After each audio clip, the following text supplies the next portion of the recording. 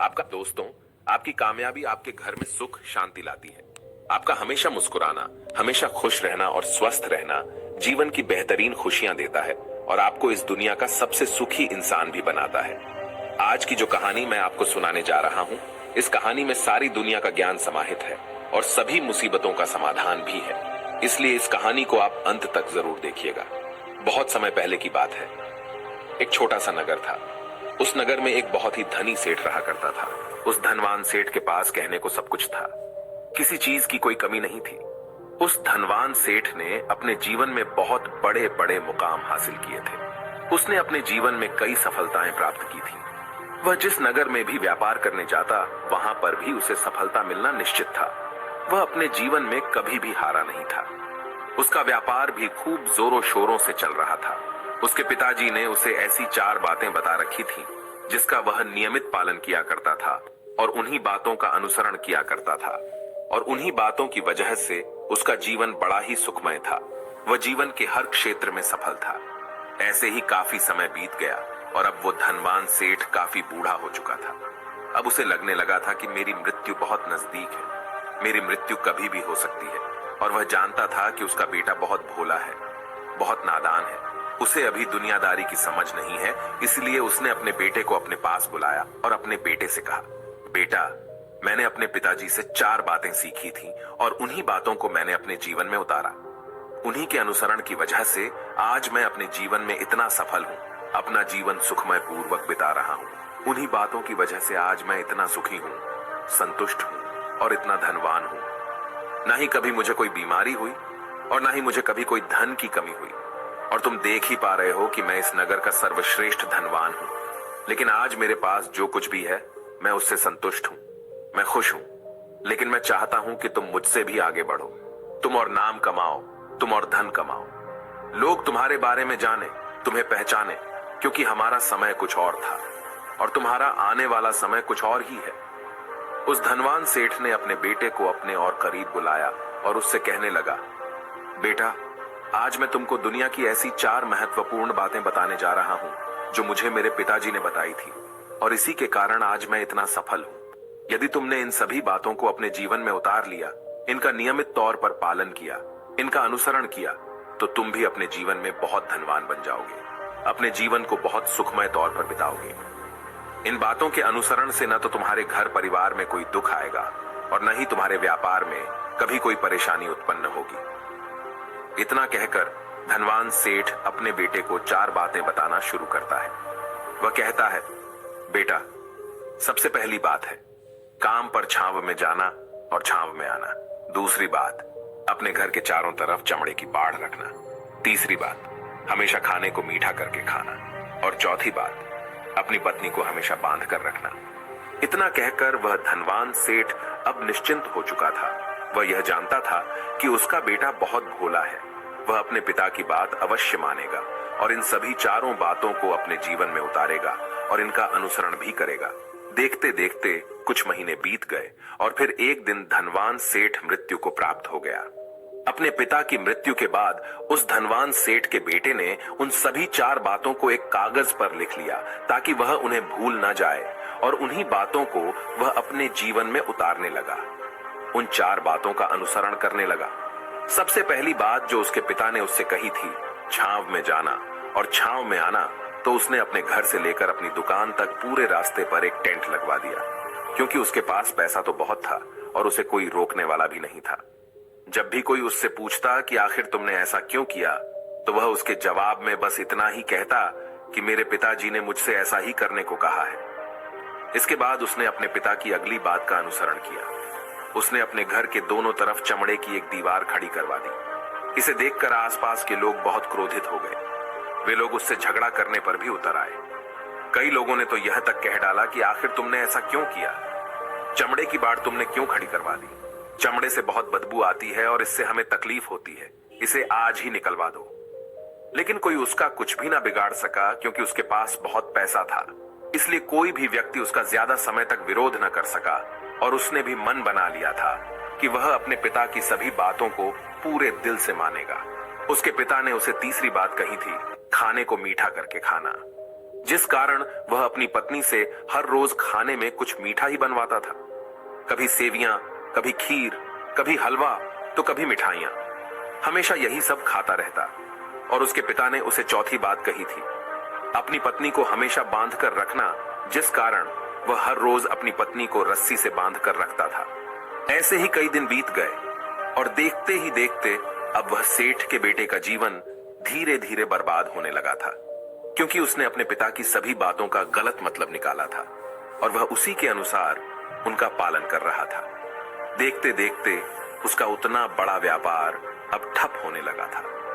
उसके यहां पर ग्राहकों की संख्या कम होने लगी थी, क्योंकि जब उसका मन करता तब वह दुकान जाया करता और जब उसका मन करता तो वह दुकान से वापस घर लौट आता। उसका अपने पिताजी के इस कारोबार में मन नहीं लगता था। इस कारण उसके सारे ग्राहक अब उससे नाराज होने लगे थे। उसके सारे ग्राहक अब एक एक करके उस दुकान को छोड़ते चले जा रहे थे। इसी कारण उसका पूरा व्यापार अब ठप हो चुका था। जिस व्यापार को खड़ा करने में उसके पिताजी ने खून पसीना एक कर दिया था, उस व्यापार को उसने कुछ ही महीनों में पूरी तरह से बर्बाद कर दिया था। अब उसका धंधा बहुत कम हो चुका था, जिस कारण वह बहुत परेशान रहता था। वह बहुत चिंतित रहता था और इसके साथ ही उसने अपने घर के चारों तरफ चमड़े की दीवार खड़ी करवाई थी। उस कारण आसपास पर बहुत गंदी बदबू फैल चुकी थी। इसलिए जो भी उसके आसपास रहते थे, उन सभी ने वह घर छोड़कर कहीं और पर अपना बसेरा बसा लिया। चमड़े की बदबू के कारण अब उसके घर में भी कोई नहीं आता था। यहां तक कि उसके मित्र और रिश्तेदार भी उस घर में आने से कतराते थे। लेकिन अब भी उसे समझ नहीं आ रहा था कि आखिर ये सब हो क्यों रहा है। वो बहुत परेशान रहने लगा था और वह हमेशा मीठा भोजन किया करता था, जिस कारण उसका वजन बहुत ज्यादा बढ़ चुका था और इस मोटापे के कारण उसके शरीर में न जाने कितनी सारी बीमारियों ने अपना घर बना लिया था। आए दिन उसके घर पर वेद आने लगे थे। इन्हीं कारणों से अब उसका पैसा भी इन चीजों में बर्बाद होने लगा था और अपने पिता की चौथी बात उसने मानी थी। वह थी अपनी पत्नी को बांध कर रखता, जिसकी वजह से उसकी पत्नी उससे नाराज हो गई और वह घर छोड़कर अपने मायके लौट गई। उसने अपनी पत्नी को मनाने की कोशिश की, तरह तरह के उपाय किए, लेकिन उसकी पत्नी नहीं मानी। और वैसे भी कोई भी स्त्री ऐसे मर्द के साथ क्यों रहना चाहेगी जो उसे बेवजह ही बेबात पर बांध कर रखता हो। देखते देखते अब वह सेठ के बेटे का पूरा जीवन बर्बाद हो चुका था। न तो अब उसके पास व्यापार बचा था, न ही धन, न ही उसकी पत्नी, और न ही वह रिश्तेदार जो पैसों के लिए उसके आसपास घूमा करते थे। और तो और अब उसका स्वास्थ्य भी ठीक नहीं रहता था, जिस कारण वह बहुत चिंतित रहने लगा था, बहुत परेशान रहने लगा था। उसे यह सब समझ ही नहीं आ रहा था क्या हो रहा है और क्यों हो रहा है। इन सभी बातों को लेकर तो बहुत परेशान रहता और वह मन ही मन अपने पिताजी को कोसा करता, कहता, पिताजी आपने तो मेरा पूरा जीवन बर्बाद कर दिया। आपकी उन 4 बातों के कारण आज मुझसे मेरा सब कुछ छिन चुका है। न तो मेरे पास व्यापार रहा, न ही धन दौलत, न ही वह रिश्तेदार, न ही मेरी पत्नी, और यहां तक कि मेरे स्वास्थ्य ने भी मेरा साथ छोड़ दिया है। आप ही के कारण आज मेरा पूरा जीवन बर्बाद हो चुका है। यदि मैंने आपकी वह 4 बातें न मानी होती, यदि मैंने उन्हें अपने जीवन में न उतारा होता, तो आज मैं एक सुखमय जीवन जी रहा होता। आपकी इन 4 बातों पर चलकर मुझे क्या मिला? मैंने एक आज्ञाकारी बेटे की तरह आपकी सारी बातें भली भांति मानी, उन पर यकीन किया, उनका अनुसरण किया। लेकिन मैं ही मूर्ख था जो मैंने आपकी उन बातों पर आंख बंद करके यकीन कर लिया। इतना कहकर वह फूट फूट कर रोने लगा। तभी उसे एक दिन पता चला कि उसके पास के नगर में एक साधु आए हुए हैं और वह साधु सभी की समस्याओं का हल बताते हैं। चाहे कैसी भी समस्या हो, वह उसका निवारण अवश्य करते हैं। यह सुनकर उसने सोचा कि चलो एक बार मिलकर देखता हूं, हो सकता है कि मेरी भी समस्या का समाधान मुझे मिल जाए। इस आशा के साथ वह उन साधु के पास पहुंचा। वहां पहुंचकर सीधा उनके चरणों में जा गिरा और जोर जोर से रोने लगा। वह कहने लगा, हे गुरुवर, अब आप ही मुझे बचा सकते हैं। मेरे पिताजी ने तो मेरा पूरा जीवन बर्बाद करके रख दिया। आज मेरी जो भी स्थिति है वह सब मेरे पिताजी के कारण ही है। मेरे पिताजी ने मुझे जैसा कहा मैंने वैसा ही किया। हमेशा एक अच्छे बेटे की तरह उनकी सारी बातें मानी, अपने सारे फर्ज निभाए, और देखिए मेरे पिताजी ने मेरे साथ क्या किया। मरते मरते भी वह मुझे गलत बात सिखा गए और उसका खामियाजा मुझे आज भुगतना पड़ रहा है, क्योंकि मैंने उनकी सभी बातों को अपने जीवन में उतारा, उनका अनुसरण किया, और देखिए आज मेरे साथ क्या हो गया। मेरा तो पूरा जीवन ही बर्बाद हो गया। मैं अब तक यह नहीं समझ पाया कि मेरे पिताजी ने मेरे साथ ऐसा क्यों किया। क्या मैंने उनके साथ कुछ गलत किया था? इतना कहकर वह उन साधु के सामने और भी जोर जोर से रोने लगा। तभी वह साधु महाराज उस सेठ के बेटे से कहते हैं, बेटा चुप हो जाओ, पहले मुझे अपनी सारी बात तो बताओ। आखिर तुम्हारे साथ क्या हुआ है? तुम इस तरह से क्यों रो रहे हो? तुम्हारी इस परेशानी का क्या कारण है?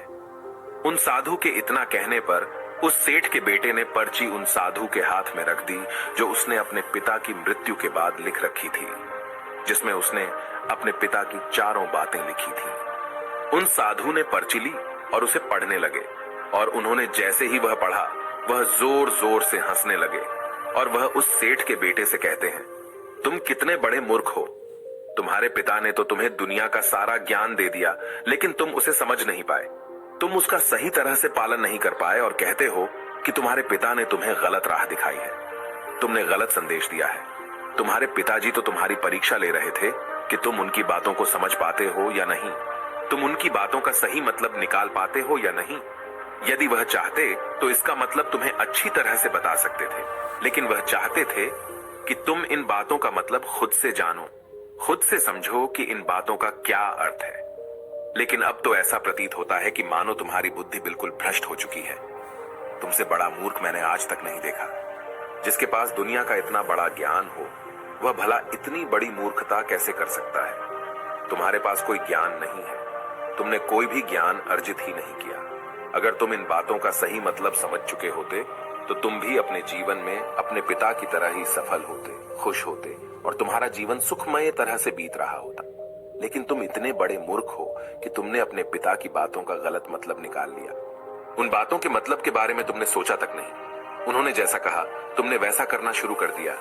यदि तुम्हें उन बातों का अर्थ नहीं पता चल रहा था तो तुम किसी ज्ञानी से मिल सकते थे, तुम उससे उस बात का मतलब निकाल लेते। लेकिन जैसा तुमने अपने पिता की इन बातों को समझा है, इसका मतलब वैसा नहीं है। इस पर वह धनवान सेठ का बेटा कहता है, हे गुरुवर, आप क्या कहना चाहते हैं? क्या मैं अपने पिता की बातों को सही नहीं समझ रहा? और वैसे भी इसमें समझने लायक है क्या? उन्होंने तो सब कुछ साफ साफ ही बताया था और मैंने उन्हें अपने जीवन में उसी तरह से उतार लिया। तो फिर मैंने गलत क्या किया है? इस पर गुरुवर एक बार फिर मुस्कुराने लगे और उस सेठ के बेटे से कहते हैं, बेटा ये जो बातें लिखी गई हैं, इन बातों के पीछे एक गहरा अर्थ है जिसे तुम समझ नहीं पाए। इसी कारणवश तुमने यह मूर्खता कर दी और इसी कारणवश तुमने अपना पूरा जीवन बर्बाद कर लिया। लेकिन अब भी कुछ नहीं बिगड़ा, अब भी तुम्हारे पास बहुत समय है। यदि तुम चाहो तो अब से मेहनत करके भी तुम अपने जीवन में एक बार फिर से वह खुशहाली व समृद्धि सब कुछ हासिल कर सकते हो। इस पर वह सेठ का बेटा कहता है, ठीक है, कृपया करके मुझे उन चारों बातों का मतलब समझाइए। आखिर उन चार बातों का क्या अर्थ है?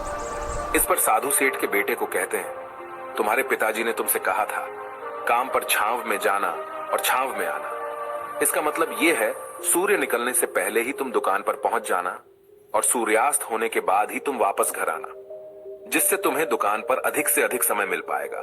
तुम उस काम को अच्छी तरह समझ पाओगे, उस काम को अच्छी तरह से कर पाओगे, उस काम को बढ़ाने में तुम अपना दिमाग लगा पाओगे और तुम अपने काम में तरक्की कर पाओगे। लेकिन तुमने तो इसका गलत ही मतलब निकाल लिया। तुमने तो अपने घर से लेकर दुकान तक एक ऐसा टेंट लगवा दिया जिससे तुम छांव में आ सको और छांव में जा सको। अब तुम ही बताओ, क्या तुमने अपने पिताजी की इन बातों का सही मतलब समझा था? यह सुनकर वह सेठ का बेटा जोर जोर से रोने लगा और कहने लगा, हे गुरुवर, मेरी ही गलती थी। मैंने अपने पिता की इन बातों का गलत मतलब निकाला और इसी कारणवश आज मैं पूरी तरह से बर्बाद हो चुका हूं। मैं ही सबसे बड़ा मूर्ख था। मेरे पिताजी ने तो मुझे इतना महत्वपूर्ण ज्ञान दिया था, लेकिन मैं उस हीरे को पत्थर समझ बैठा। आगे वह सेठ का बेटा उन गुरुवर से कहता है कि गुरुवर दूसरी बात क्या है, उसका अर्थ क्या है। आगे गुरुवर दूसरी बात का अर्थ समझाते हुए कहते हैं, चमड़े की बाड़ करवाना।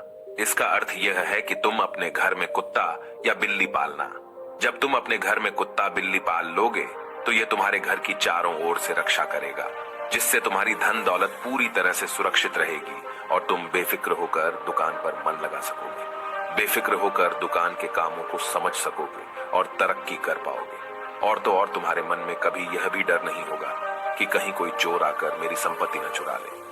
चमड़े की बाड़ करवाने का असली मतलब यह है, लेकिन तुमने तो चमड़े की बाड़ करवाने का मतलब कुछ और ही निकाल दिया। तुमने तो अपने घर की 2 दीवारों को ही चमड़े से पूरी तरह से भरवा दिया, जिस कारण आसपास गंदी बदबू फैल गई। तुम्हारे आसपास के पड़ोसी भी अपना घर छोड़कर कहीं और चले गए। यहां तक कि तुम्हारे मित्र, तुम्हारे सगे संबंधी भी उस बदबू के कारण तुम्हारे घर पर आने से कतराने लगे। और अब हालत यह हो चुकी है कि ना तो तुम्हारे घर पर कोई आता है और न ही कोई जाता है। और इसी कारणवश लोग तुम्हें नापसंद करने लगे। और तुम्हारी बर्बादी का यह भी कारण है। आगे सेठ का बेटा कहता है, हे गुरुवर, ये सब तो ठीक है, लेकिन यह खाने को मीठा करके खाना, इसका क्या? मैंने इसका भी अर्थ गलत निकाला है क्या? मैंने तो अपने पिता की बातों के कहे अनुसार ही हर रोज मीठा खाया, और आज देखिए मेरा शरीर कितना वजनदार हो चुका है, जिस कारण मुझे अनेक प्रकार की बीमारियों ने घेर रखा है। क्या मैं इस बात को भी गलत समझ रहा था? इस पर वह साधु उस सेठ के बेटे से कहते हैं, हाँ, तुमने इस बात का भी गलत मतलब ही निकाला है।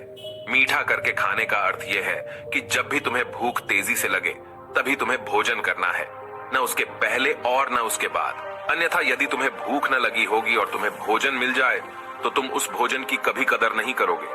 वह रोटी तुम्हें कभी मीठी नहीं लगेगी। फिर चाहे वह भोजन कितना भी स्वादिष्ट क्यों ना हो, चाहे भोजन कितना भी लाजवाब क्यों ना हो, तुम उसकी कदर कभी नहीं कर पाओगे, तुम उसका सम्मान कभी नहीं कर पाओगे। किंतु जब एक व्यक्ति को जोरों की भूख लगी होती है तो उसके सामने यदि तुम सूखी रोटी भी रख दो तो भी वह उसके लिए किसी पंचमेल से कम नहीं है। वह उसे प्रेम पूर्वक खाता है, उसका आदर करता है, उसका सम्मान करता है, और वह रोटी उसे मीठी लगती है। इसीलिए तुम्हारे पिताजी ने यह कहा था कि भोजन मीठा करके खाना, जिससे तुम्हारा स्वास्थ्य भी अच्छा रहेगा। क्योंकि जब एक व्यक्ति को भूख लगी होती है और उस समय पर जब वह भोजन करता है तो वह उसके लिए एक अमृत समान होता है, और वहीं पर जब किसी व्यक्ति को भूख न लगी हो और ऐसे समय पर वह भोजन करता है तो वह उसके लिए विष समान है, वह उसे बहुत नुकसान पहुंचा सकता है। लेकिन तुमने तो इसका भी गलत मतलब निकाला था। तुम हर रोज मीठा खाने लगे, जिस कारण तुम्हारा वजन बढ़ने लगा, और इसी कारणवश तुम्हारे शरीर में अनेक रोग ने अपना घर बना लिया और यह तुम्हें मृत्यु के करीब ले जा रहा था। इसलिए आज से जब भी तुम्हें जोरों की भूख लगे तभी भोजन करना तुम्हारे लिए अत्यधिक फायदेमंद होगा और तुम्हारे शरीर को हमेशा निरोगी बनाने में तुम्हारी मदद करेगा। और जब भी तब भोजन की आवश्यकता न हो, तुम्हें भूख न लगी हो, ऐसे समय पर भोजन कभी ना करना। यह तुम्हारे लिए बहुत नुकसानदायक साबित होगा। और यही तुम्हारी तीसरी गलती थी, जिस कारण तुम्हारा पूरा जीवन बर्बाद हो रहा था।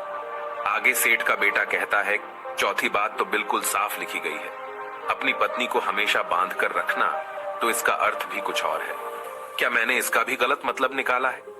इस पर साधु कहते हैं, हाँ बेटा, अपनी पत्नी को बांध कर रखने का अर्थ यह नहीं है कि तुम रोज रस्सी से बांध कर रखो, बल्कि इसका अर्थ तो यह है कि जब भी तुम दोनों के बीच में कोई आपसी मतभेद हो जाए, कुछ नोक झोंक हो जाए, तो तुम अपनी पत्नी पर हाथ मत छोड़ना। जब तक एक स्त्री का पति उसके साथ रिश्ते में बंधा होता है तो वह अपने रिश्तों में बंध जाती है और वह अपने रिश्ते को पूर्ण तरीके से निभाने का हर मुमकिन प्रयास करती है।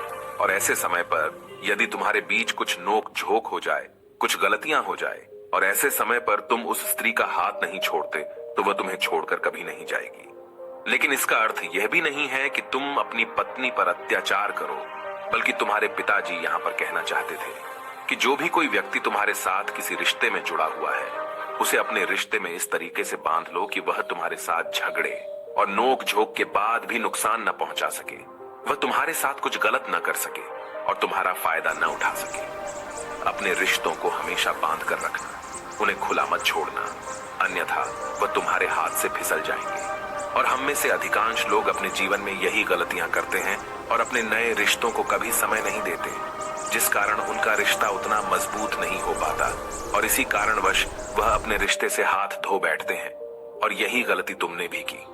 तुमने तो अपनी पत्नी को बांध कर रखा था, तो भला वह तुम्हें कैसे माफ कर सकती है? और यही कारण है कि वह तुम्हें छोड़कर चली गई। तुमने जो अपनी पत्नी के साथ किया वह माफी के लायक नहीं है, लेकिन तुम्हें अपनी पत्नी से माफी मांगनी चाहिए, क्योंकि तुमने गलत किया है। इसलिए जाओ और अपनी पत्नी से माफी मांगो, उसे वापस घर लाओ। और यही वह 4 बातें थीं जो तुम्हें तुम्हारे पिता ने समझाने का प्रयास किया था, लेकिन तुमने इन सभी बातों का गलत मतलब निकाला और इसी कारणवश तुम पूरी तरह से बर्बाद हो गए। किंतु अभी भी तुम्हारे पास बहुत समय है। यदि तुम इन सभी बातों का सही से अनुसरण करते हो तो तुम अपने जीवन में एक बार फिर से वह सब कुछ हासिल कर सकते हो जो तुमने खोया है। ये सारी बातें हमारे जीवन की पूरी परेशानियों का समाधान है। तुम किसी भी तरह से इनको देख सकते हो। यदि तुम कामयाब होना चाहते हो तो तुम्हें मेहनत करनी ही होगी। सूर्य निकलने से पहले तुम्हें अपने घर से निकलना होगा और हमेशा सूर्य के ढलने के बाद ही तुम्हें घर वापस लौटना होगा, ताकि धन दौलत को कोई तुमसे छीन न ले। तुम्हें अपने रिश्तों को कुछ इस तरीके से बांधना होगा ताकि वह रिश्ते तुम्हें परेशान न करें, तुम्हें तकलीफ न पहुंचाएं, तुम्हारा फायदा न उठाएं। और हमेशा एक अच्छा और स्वस्थ भोजन करना जब तुम्हें भूख लगी हो, ताकि तुम्हें जो भी सांसें मिली हैं तुम उसे खुशी खुशी जी सको। और अपने रिश्तों को हमेशा बांध कर रखना, उन्हें खुला मत छोड़ना, अन्यथा वह तुम्हारे हाथ से फिसल जाएंगे। और अपने घर में अवश्य ही कुत्ते या बिल्ली को जरूर पालना, ताकि तुम्हारा धन हमेशा सुरक्षित रहे।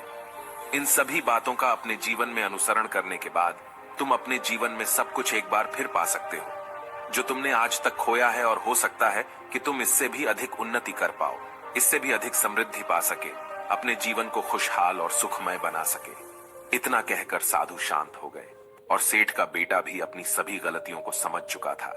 उसने उन गुरु को प्रणाम किया और वापस अपने घर लौट गया। उसने उन सभी चारों बातों को अपने जीवन में उतारा, उनका सही सही अनुसरण किया। उसके बाद से उसके जीवन में सकारात्मक प्रभाव दिखने लगे। वह एक बार फिर से अपने व्यापार को खड़ा करने में सफल रहा। वह एक बार फिर से अपनी पत्नी को घर लाने में सफल रहा और देखते ही देखते उसका जीवन सुखमय और आनंदमय हो गया था। मुझे उम्मीद है कि आपको यह कहानी पसंद आई होगी और आपने इससे कुछ सीखा होगा। कहानी के बारे में अपने विचार आप हमें नीचे कमेंट बॉक्स में कमेंट करके बता सकते हैं। जाने से पहले वीडियो को लाइक करें और चैनल को सब्सक्राइब जरूर करें। नमो बुद्धाय।